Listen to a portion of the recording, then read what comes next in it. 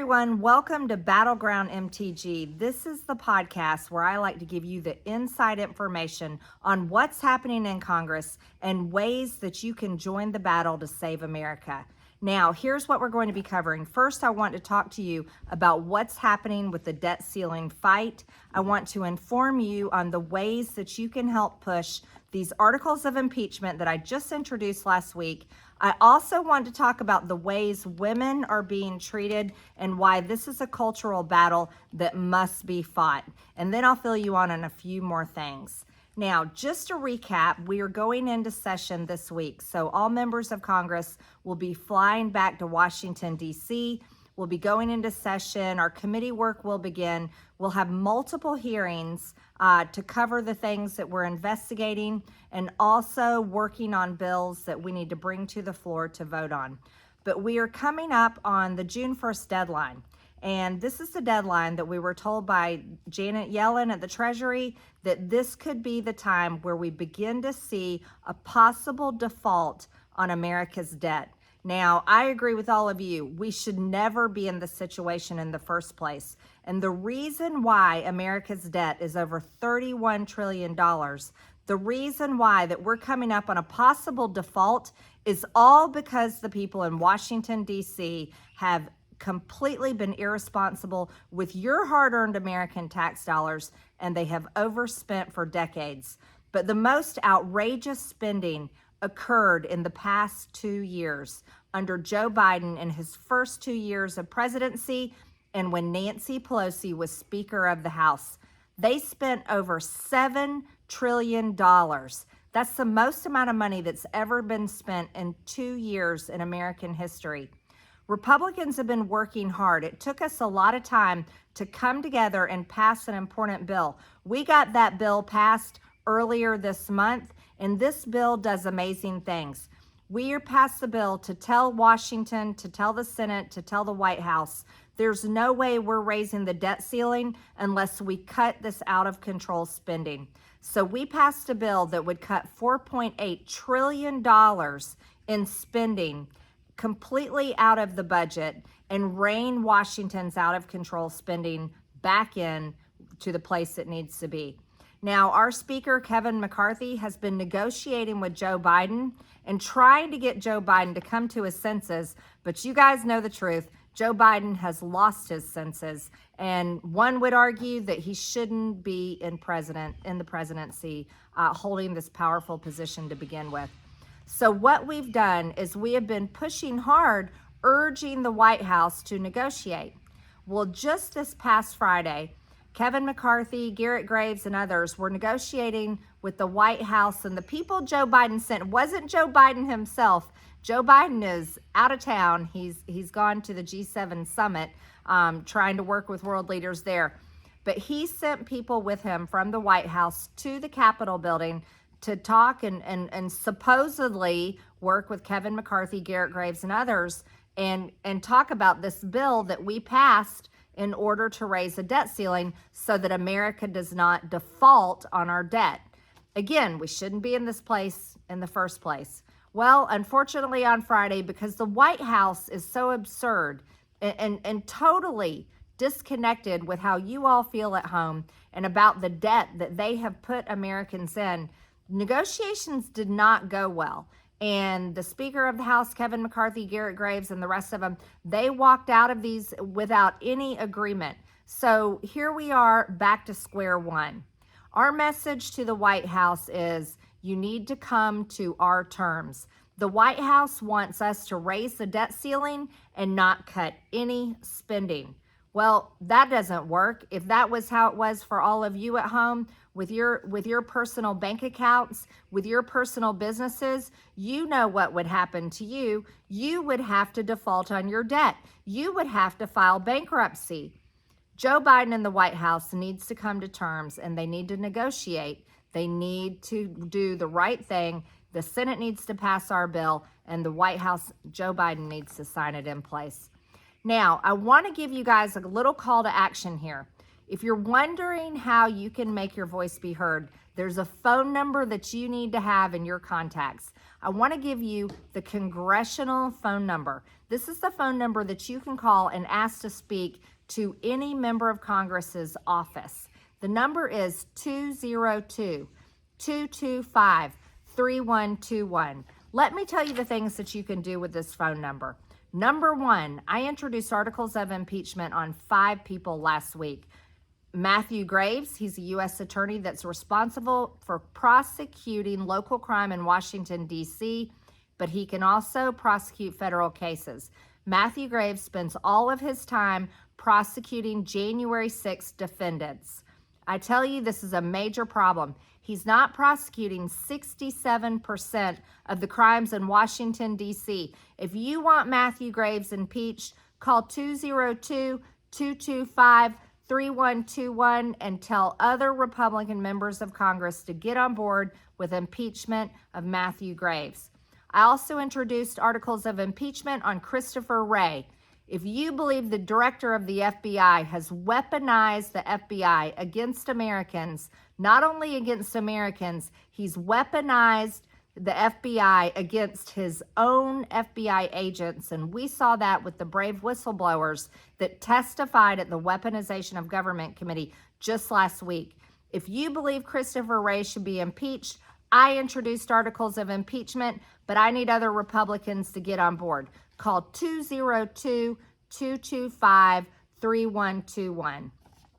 I also introduced articles of impeachment on the Attorney General of the United States of the Department of Justice, Merrick Garland. Merrick Garland has weaponized the Department of Justice against conservative Americans and against President Trump himself. Not only President Trump, but his administration and any person that wants to fight for conservative values. Pro-life protesters, even Catholics, parents wanting to hold their school boards accountable because that's their children that are at school and that's their tax dollars that are funding the schools. A long list of issues. If you believe Merrick Garland should be impeached, I introduced articles of impeachment to impeach him. You can call the congressional hotline at 202-225-3121 and tell other Republican members of Congress that you believe Merrick Garland should be impeached. Okay, stick with me here. We're going to take a quick break, and when we come back, we're going to talk about the horrific ways women are being treated, and it's hard to believe it's even happening. Okay, we'll be right back. We want to thank our good friends over at MyPillow.com, the great Mike Lindell. What a patriot he has been for the Republican Party. And right now, he's got specials just in time for Memorial Day. Save up to 80% on selective products.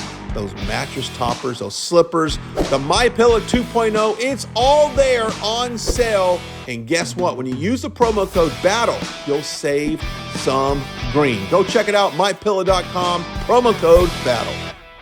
Okay, we're back, guys. Now, I brought Brian Glenn on with me here today. He is a great co-host. As you know, you've seen him on Right Side Broadcasting News at all the Trump rallies. And I always thank Brian for being such a great supporter of President Trump, MAGA, and America First policies. And I've asked Brian to come on with me today because I wanted him to discuss with me the way women are being treated in America, which, Brian, is honestly shocking to me. And I'll tell you why it's shocking. I've seen my mother, my grandmother, my aunts, many of the female role models in my life have fought for women's causes. I'm sure you've seen the women in your lives fight for women's causes. But it seems to be that these things aren't important anymore. And the feminist movement was incredible. The feminist movement started decades and decades ago. They fought for equality for women. They fought for the women's right to vote. They fought for women to be treated equal in the workplace. Women to be able to have their own sports. That's Title IX. What a precious gift to women. They fought for other things. I mean, what do you think? Well, it's amazing just how far women have come in our society in general. government, entertainment, politics, corporate America. Feminists used to push women's rights, Marjorie. Now, the feminists actually allow men to come into the identity of a woman, and it's wrong. And I've said this about you before. You are a modern day feminist, is exactly what you are. And we've had people come up to you that may not agree with you politically on all of your issues, but they do say, Marjorie, you do stand up for women. And it's amazing just what has happened in this country that women have been silenced. Well, and the reason why I stand up for women is because it's so important. I've enjoyed the privileges of being treated equal as an American woman, not only as just as a woman myself, as a former athlete, as a mother, and I have 2 daughters, and I definitely always want them to have equal rights in America, but also as a business owner. As a business owner, it's been very important for me to be treated equally. And now as a United States representative, it's extremely important for my voice to be seen as equal to men. And so I do embrace that that description of being a modern day feminist, and I think that more women should speak out. And we don't have enough women speaking out. Celebrity women, look at what they're doing.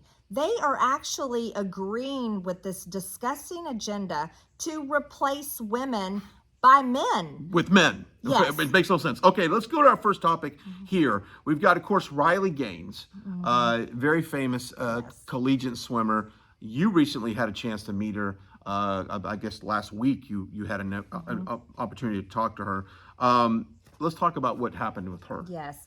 Riley Gaines. This is a wonderful young woman that you might know about. Riley Gaines, she had to swim against Leah Thomas. His name is William Thomas. In a swimming race as she's competing in college. That's a sport she trained for her entire life. She was also in the very uncomfortable situation, along with other female swimmers, where she was forced, and the other female swimmers were forced to have to change into their bathing suits, strip down naked in front of Leah Thomas, who I thought she was he's 6'1". Riley let me know he's actually 6'5". This is a huge guy. He's a man. He had no place in the women's locker room, changing into bathing suits, just like he has no place in women's sports and women's swimming. He should be brave enough to compete in men's swimming and men's sports. Well, Riley Gaines also had a situation happen to her because she has used her courage, and she's come out and to speak on behalf of women and little girls about this issue. And she was in San Francisco, and she was chased into a room at the college there. She was locked in the room, basically held hostage, and then they were demanding her pay ransom in order to get out. It's incredible. And she was even telling you the other day that some of the police officers, not all, but some of them, were intimidated. They were scared. And to me, that's ridiculous. If you're a law enforcement agent of any kind, you should be able to stand up to literally a bunch of freaks out there trying to intimidate her. But in fairness, Brian, it's San Francisco, That's where true. I'm sure they don't have the support from their local government like other police officers do, especially here in Georgia, where we support our police officers. I don't know if they have the support of the police. Maybe not. But wait, let's check out Riley Gaines' testimony as she came to our committee to tell the story of what happened to her. So check it out right here. You had no idea that you'd be sitting in a committee before Congress about left-wing organized violence. But here you are today. And I think that all started with having to compete with a man who's 6'1", named William Thomas, a biological male that invaded your sport, invaded your privacy, and came in to defeat, demoralize, and completely destroy the sport that you love. And so, number one, I want to recognize that, and I want to thank you. I'd also like to ask you a question here. You said, and this is in your testimony, you said that you were threatened, intimidated, assaulted, and held hostage. And I'd like to just give you a minute to go ahead and expand on that when you weren't able to finish. And please expand on that. Right. I know you guys saw a brief snippet of what I saw for hours. So I'll kind of expand on kind of what was being yelled and said to me to elaborate on why I'm here on behalf of condemning violence. In this room where I was held hostage and essentially held for ransom, actually not essentially, I was held for ransom, the protesters from outside the room were yelling at the officers who were on the outside of the door protecting me, "You're only protecting her because she's a white girl." And of course, these officers then were terrified. They were terrified to do their job because who wants to be accused of that accusation? They were yelling things such as, "You shouldn't have came here. You knew this was going to happen. You were asking for this. Open that door and let us at her and we'll handle her. She doesn't get to go home safely. She doesn't deserve to go home to her family." You were there that day. What was the topic you were speaking on? Let me reiterate what I was there speaking on. I was there speaking on behalf of protecting women's sports. My speech consisted of, I probably spoke for 45 minutes, to which I opened it up for question and answers afterwards, I actually only opened it to opposing questions because I wanted to have this conversation, not because I want controversy, but because I want to have that open dialogue. I think that's how we create solutions. Mm-hmm. My speech consisted of, I, of course, talk about what it means to be a female athlete, the amount of training, the dedication, the sacrifices that you have to give to compete at the level I was competing at. That national championships is the fastest meet in the entire world. I talked about what that experience looked like. I talked about the locker room. I talked about the silencing, the very real silencing that we dealt with because of our universities. And of course... And Ms. Gaines, may I ask you, any of the people that threatened your life, your safety, kidnapped you and held you hostage in that room that day, were any of those right-wing extremists?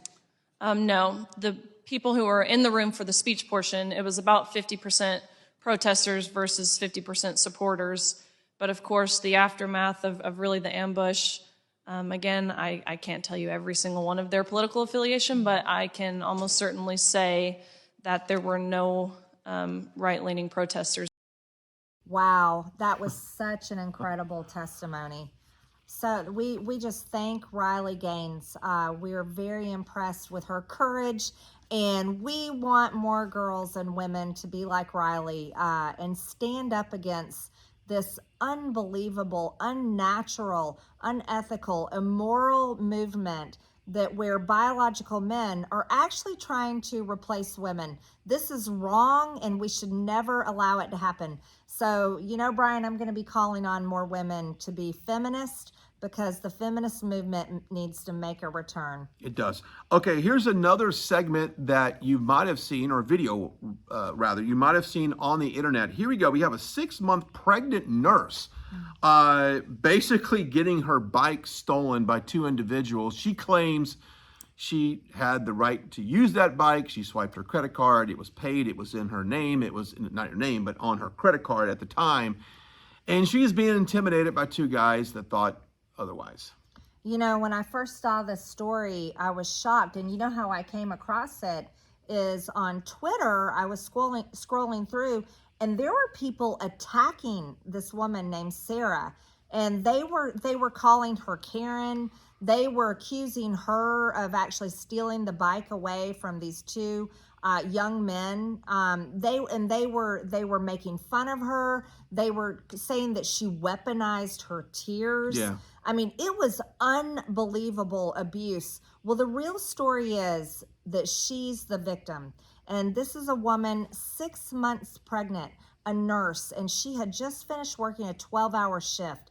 And she comes out of work, she goes, swipes her card to rent a bicycle to go home. And God bless her that she doesn't have a car. She has to ride a bicycle to go home.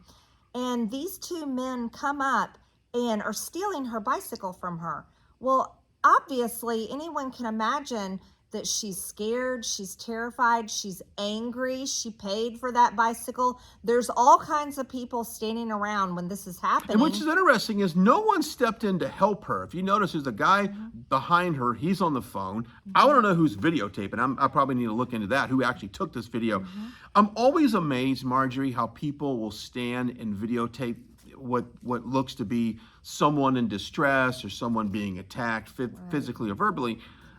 But this goes along with the movement of women. We're not protecting women. Look, if you're seeing this 6-month-old young pregnant girl be somewhat, blocked from getting this bicycle, no one helped her at all.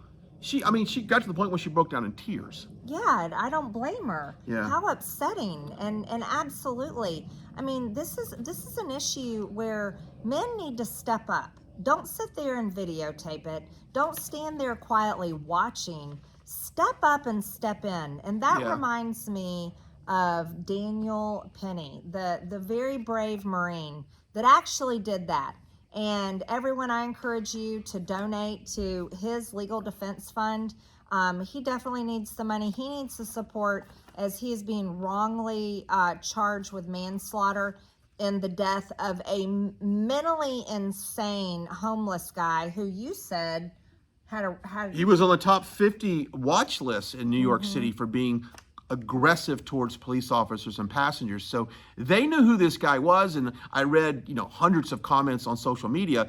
People that had even visited New York off and on over the last couple of years remember this guy from their subway experience and on the streets. This was no saint here, and we're not speaking out of terms on that. 42 times being arrested. I'm sorry, you've got a problem. He's got a mental issue, and what's happening to that Marine is absolutely unpatriotic, and it's unjust, and hopefully the legal system will show that. Let's take a break, okay? We come back, let's talk about corporations and how they are literally pushing women off the screen and putting men in their place. We want to thank our good friends over at mypillow.com, the great Mike Lindell. What a patriot he has been for the Republican Party. And right now, he's got specials just in time for Memorial Day. Save up to 80% on selective products. Those mattress toppers, those slippers, the MyPillow 2.0, it's all there on sale. And guess what? When you use the promo code BATTLE, you'll save some green. Go check it out, mypillow.com, promo code BATTLE. All right, you guys, here's what's really insulting to me. And Brian, I hope I don't offend you by talking about this or anyone else, but there are so many corporations that sell products that now they target biological men, trans men, as if they're an important customer base for these products. And the one that I find absolutely absurd is Tampax. Tampax are feminine hygiene products. And again, I'm sorry if that's uncomfortable or anyone's watching this, but Tampax actually advertises to trans men as if they need to use Tampax ever. And let's be real, the only customer that is buying Tampax are women, biological women. So Tampax, you have got it all wrong. I don't know who is telling you to even insult your real customers, which are women, by actually advertising to biological men who are dressing up and pretending to be women and acting as if they can actually have periods and have a menstrual cycle. That's wrong. We're sick and tired of it.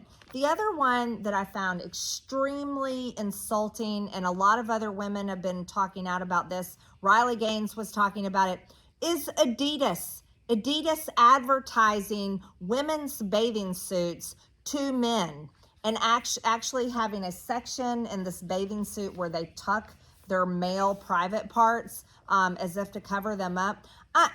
You know what? Here's the reality. Women make up half the population in America. If you're a large corporation and you want to sell your products that are designed for women, like Tampax or female or women's bathing suits, you should just target to women, because you're insulting a high majority of women in this country, but by acting like that we are the same as biological men that are trying to dress up, act like us, replace us, threaten us in our private spaces like bathrooms, and take our places in sports. We are fed up with it. Brian, I'm so sick of it. I'm sick of it too, but let me tell you where it starts. It starts with the ad agencies, these PR firms that have convinced these companies, these CEOs, these marketing directors, and we saw that with the Bud Light whole debacle that basically Bud Light got nuked by America pushing back on it. But it starts with them because someone is convinced at these corporations that this is what they have to do in order to cater to that particular consumer segment. But what they're missing here is they're completely alienating, 99% of the customer base to go after the maybe 1% of this target consumer that these woke ads go after. So they're putting pressure, Marjorie, that if they don't do this, if they don't make an ad, they don't cater to somebody in this sector, they are going to be attacked. And let me tell you something. These board of directors are terrified of two things. One, their stock price plummeting for whatever reason. They don't want their shareholders accountability. But mainly, they're afraid of social media attacks, PR attacks against a decision that is maybe frowned upon in a certain segment of our society. So Marjorie, they're cowards, they're spineless, and they need to start listening to the consumer and not listening to people that come in on these think sessions and they tell them what they should feel and what the brand that they have. It's wrong and it's ruining their company. And I'm telling you, CEOs, marketing experts, you got to grow a spine and stand up and push back on this stuff because we know exactly what happened to Bud Light. I totally agree. I can't agree with you more. And it's the woke mob. It's the celebrities. It's these organized groups. See, people need to understand this is something, if you're a regular person and you're not really that deeply involved or paying that close attention to politics and political movements, what you need to understand is there's a lot of funded organizations. They might call themselves a nonprofit, a 501c3 or a 501c4. And these groups exist and they're funded by big leftists, people like George Soros or Michael Bloomberg or other big, rich leftist billionaires that don't share our values. And they fund these organizations and then they pump out content all over social media and they raise up people, they send them emails, they get them going and they give them the basically the talking points and tell them what to do. And they'll tell them how to attack a corporation or even a person, so to speak, just to get them and force them. It's like terrorism. It's basically the woke mob terrorizing and attacking a company for not going along with the trans agenda or whatever agenda, the latest thing. Right. And that's how they do it, Brian.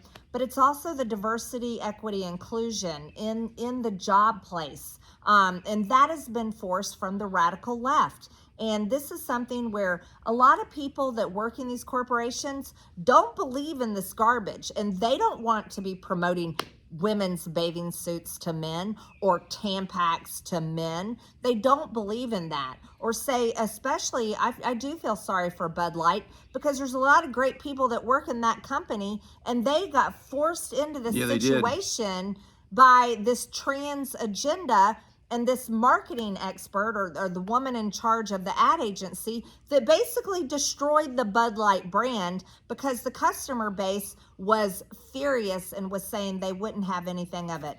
But let me tell you another place that exists. It exists in government. And it comes through bills that the Democrats pass through Congress. And the Equality Act is one of them. The Equality Act was a bill that Nancy Pelosi and the Democrats actually passed last Congress that replaces women. It makes trans men, biological men who identify as trans, a protected class. It allows them in our bathrooms, our sports, women's places of privacy, women's pregnancy centers, women's health care, women's jails everywhere. And then it makes abortion, it forces abortion to be legal up until the day of birth. That's what the Equality Act did that they passed last Congress. Thankfully, it didn't make it through the Senate. Thankfully, it's not a law, but that's where Democrats want to take things. And I real curious to see what percentage of Democrats actually believe in this stuff. I think that we hear about the extreme side of the Democratic Party, but I can only imagine there's a lot of them that are like you and I, and very much like the people watching us right now, that don't believe in that. But for some reason, they're kind of silenced in the party, and I think that's wrong. Hopefully their voice becomes a little bit more prevalent. One thing I will say is that thank goodness that people are taking to TikTok, to Instagram, to Facebook, and exposing these companies. If you walk into Target, and I love Target. I'm not saying don't shop at Target. Okay, I'm not saying that, right? But if you go into Target right now, for the most part, you're going to walk in on the right-hand side is we're going to see all the summer swimsuit specials, or the sections for, the targeting swimsuits and things like that. Notice what you see, but I'm starting to see a lot of people on social media calling them out, as they should. They should, and they should always call them out. But we know about censorship in this country. We know how big tech and Google and all of these big tech companies operate, where they silence conservatives' points of view. It's very difficult as a conservative American, or even if you're not a conservative, but you really don't like this trans agenda, especially for children. If you're offended by these things, it's hard for you to speak out on social media because you get canceled. Which reminds me, guess what's coming up? June 1st? Pride Month. Pride Month. Yeah. All right. So we'll see this get worse. Okay, we're going to take a quick break, and then we'll come back with one more segment. We want to thank our good friends over at mypillow.com, the great Mike Lindell. What a patriot he has been for the Republican Party. And right now, he's got specials just in time for Memorial Day. Save up to 80% on selective products. Those mattress toppers, those slippers, the MyPillow 2.0, it's all there on sale. And guess what? When you use the promo code BATTLE, you'll save some green. Go check it out, mypillow.com, promo code BATTLE. All right, thanks for hanging with us this long. Now listen, we want to wrap up this podcast with a throwback. Now, we want to throw back to the strangest time in all of our lives, and that was COVID. Now, COVID-19. I want to tell you, Brian, I found this really great thread on Twitter, and I was blown away by whoever put this together. The Twitter account, the name of it is Cultural Husbandry. And they put out a tweet that blew my mind. I'll let you start with the first one. Well, this is interesting. So we were thinking about how bizarre our world turned when COVID hits. I'm not talking about the lives that were lost. I'm talking about how we reacted to dealing with COVID, right? And so grocery stores and businesses doing their own little customized ways to stay safe. So we're going to go down this list here, and you guys will see some of this on the screen. But one of the funniest ones is in Los Angeles, in the Santa Monica area, a very famous skate park there around Santa Monica, Venice Beach. They were actually filling in the skate park with sand so that people could not go outside and skateboard in that beautiful, fresh Pacific Ocean air. Ridiculous. I mean, what? Actually, isn't that horrible what they did to kids? California was so extreme, where they actually put sand into the skate park, shut down parks, beaches, you name it. This is COVID. During the COVID times, that was the perfect time for people to get outside. To get outside. Yeah, right. And take care of their health. All right, the next one. This is so absurd to me. And of course, again, we're not talking about people that passed away. We're talking about the public response to COVID-19 was when babies were getting baptized with water guns. Yeah. So they could keep their 6 foot. In the name of Jesus, squirt him in the head with a water gun. This is absolutely ridiculous. So this whole bizarre thing even entered the world of church. And of course, you did have some churches around the country that refused to shut down, and God bless them all. There's a couple in California that really got hit with some fines, but we were squirting people. Oh, they got arrested. And they got arrested. Yeah. But we were shooting people with holy water? Come on. Yeah. Ridiculous. That doesn't stop COVID. No. Well, neither did the 6 foot spacing. Okay, now this is absolutely nuts. This is so absurd to me.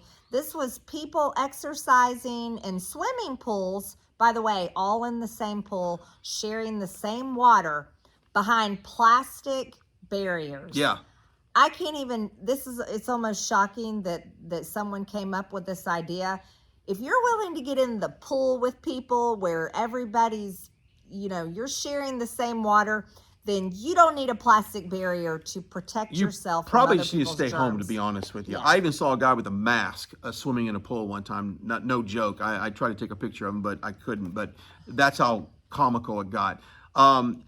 Now, this is probably one of the next one. I don't even know what to say, but I remember seeing this in the news. Adult entertainment, strip clubs, if you will, gentlemen's club, were still, well, they were still open, but it was more of a drive-through experience where you stay in your car, and I guess women are up on little stages doing their thing. It's ridiculous. It's ridiculous to begin with. I'm going to say this is one of the things that COVID should have shut down and kept shut down is strip clubs. Good point. And the very fact that COVID forced the strippers out in public where it became drive-through stripping, that is appalling to me. I wish COVID had shut down all strip clubs permanently. Also, we've got these hula hoops, these 6-foot circles that people had to go stand in. How many times did you go to the grocery store and you were told to not walk down this way on baked beans? You got to come up from the other way on baked beans because we can't have the shopping carts cross. These are some of the most bizarre things that we had. Even fast food put them in plastic bubbles. Plastic bubbles. They force fast food workers to stand outside taking your orders wearing plastic bubbles. First of all, God bless these people for going to work during COVID. They wanted to work, though. Yeah, they wanted to get out of the house. To. Yeah, of course. But then they had to wear a plastic bubble. Absolute insanity. Now the circles. You just mentioned the circles. Circles were everywhere. They were placed circles on the ground. But the most famous place there were circles was, never forget, Joe Biden's campaign so-called rallies, where there were maybe a handful of 30 people, and but that was their excuse to cover up that no one really wanted to go to the rallies, so they claimed it was under the guidelines of public safety and health and COVID, but whatever. Right. And just events in general, spacing, concerts, putting up barriers, you got to, it's only 6 people on this barrier. You can't have 7, but you can have 6. We just lost our mind. And like I said, we're going over cultural husbandry is the Twitter handle. We'll put that on the screen so you guys can check the rest of them out, because it is bizarre what we did. And I promise, I hope, Marjorie, that we never get back to that point where we lose our mind in response to a health epidemic like a COVID-19. Right. And I serve on the COVID Sub-Select Committee. This is an important committee where we are actually investigating everything to do with COVID. And the most outrageous thing that happened to people was our schools were shut down. And that was absurd. And I want to remind you, only 0.01%, and even less than that, of children were ever at risk of COVID-19. And the other thing was what happened to our grandparents or great-grandparents in nursing homes, where people like Governor Cuomo actually put sick COVID-19 patients in the nursing homes and murdered them. And these are the things that we're covering on our COVID Sub-Select Committee. But another thing I'm very interested in covering eventually when we do get to it is we want to investigate the vaccines. Yeah. And I just want to wrap up this one. I just saw a news report this week that experts can't figure out why young people are dying of strokes. Well, this is another thing that we need to look into, is we need to study the vaccines that were forced and mandated on so many people. And I'll be upfront and honest with you. I'm not vaccinated. I always refuse to wear the vaccine, and I wore mask a little bit some of the time, but it got to a certain point where I refused the mask as well. Brian, you're not vaccinated. You're not, I didn't want to wear the mask at all, and a lot of times in the airport I was asked to put it on, and I would for a second, and then I would take it off. Yes. I fought back as much as I could, but remember, your liberal friend said now that we didn't force anybody to take a vaccine. We didn't force anybody to do that. But in reality, you couldn't go to work, you couldn't work in the military, you couldn't go to school, you couldn't go to church, you couldn't go to concerts, you couldn't get on a plane. So with the mask, so they did force that on us. That's right. Okay, so we have to remember that. So let's just hope we never have to go back and deal with all the bizarre things we did for COVID-19. Well, and on our committee, one of the things that we're tasked with doing is we have a legislative purpose on our COVID Sub-Select Committee, and we're going to be trying to come up with future plans on any future pandemic. Here's what I have to say about it. They knew from the beginning, everyone knew from the beginning who the people were that were in danger of being hospitalized or dying from COVID-19. What we should do going forward, and what we should have done with COVID in the first place, is to protect the people that were vulnerable and at high risk. And then we should have let the rest of the population keep our country running. That would have been most people that go to work. That would have been most school children. That would have been most of our population. Yeah. So I think going forward on a pandemic in the future is we need to actually pay attention to the science, not throw science out the window. I agree. All right, on that note, it's been fun. We're Yeah. in Northwest Georgia. You got the birds chirping and the buzz, the bugs are buzzing. Yes. So it's been fun. Thank you. Thanks for joining me, Brian. Yep. Okay, you guys, I'll keep you updated on what's happening with the debt ceiling. Don't forget who to call for articles of impeachment. That is Congress, and I am starting to build co-sponsors for articles of impeachment, but I rely on you, the American people, to help push this effort. Okay, thanks so much, and we'll see you guys again on Battleground MTG.